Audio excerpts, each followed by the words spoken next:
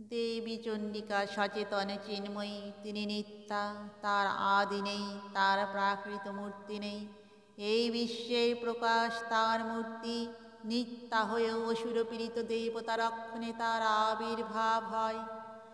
দেবীর শাশ্বত অভয়বাণী, ইত্থাং যদা যদা বাধা দানবত্থা ভবিষ্যতি তদা তদাবতীর্যাহং করিষ্যাম্যরি সংশয়ম।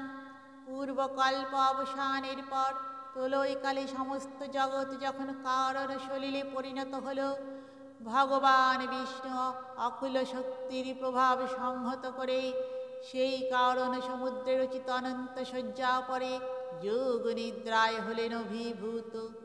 বিষ্ণুর যোগ নিদ্রার অবসানকালে তার নাভিপদ্ম থেকে জেগে উঠলেন ভাবিকল্পের সৃষ্টিবিধাতা ব্রহ্মা।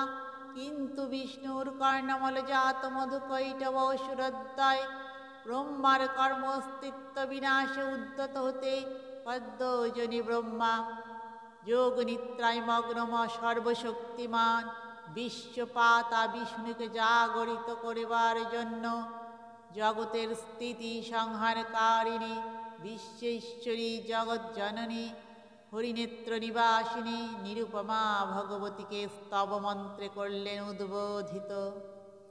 এই ভগবতী বিষ্ণু নিদ্রারূপা মহারাত্রি যোগ নিদ্রা দেবী।